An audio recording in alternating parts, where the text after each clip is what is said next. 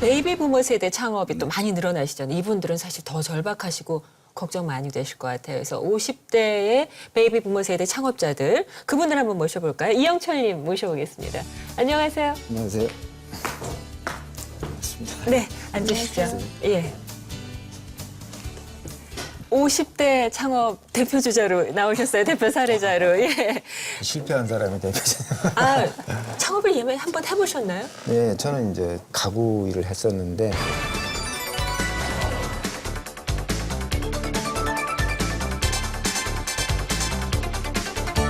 (2010년도) 말쯤에 이제 직장을 그만두고 네. 한 2년 정도 이제 공백을 가지면서 막 만 50 지나면서부터인데 50에 있어도 이제 한번 이런 기회를 삼아가지고 인생 뭐 터닝 포인트라고 할까요? 한번 생활을 좀 바꿔보고 싶은 생각도 들고 해가지고 네.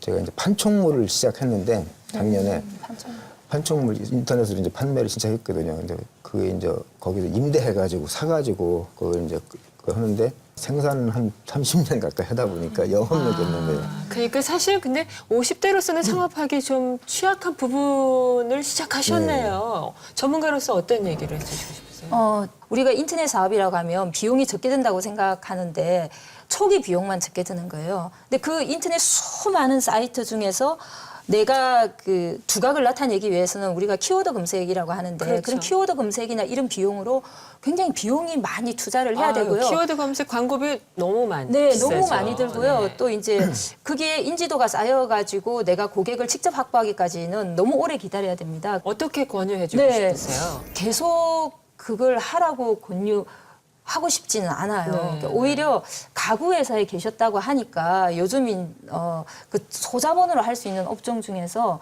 수리 수선과 관련되는 그런 사업이 있어요.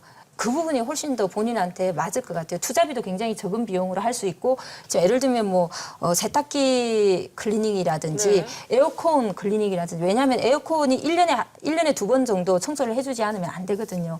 이런 형태로 지속적으로 회원을 확보를 해서 마치 정수기 임대하고 나서 정수기를 필터를 계속 그렇죠. 교정해주는 예, 네. 류의 그런 유형의 사업들이 굉장히 다양하게 있습니다. 그러니까 틈새 시장에 네. 오히려 일자리가 숨어 있다, 일거리가 숨어 있어요. 있다는 네, 네, 말씀이신데 그런 맞습니다. 거를 좀 볼 수 있는 곳이 있나요? 요즘은 프랜차이즈들로 해서 그렇게 교육과 훈련을 시켜주는 업체들이 다양하게 있어요. 네. 근데 좀 상담을 하시면 네. 믿을 수 있는 곳과 해서 본인의 역량을 쌓아서 하시면 좋을 것 같습니다. 저희 집에 한 번은 그 화장실이 막혀가지고 네, 네, 네.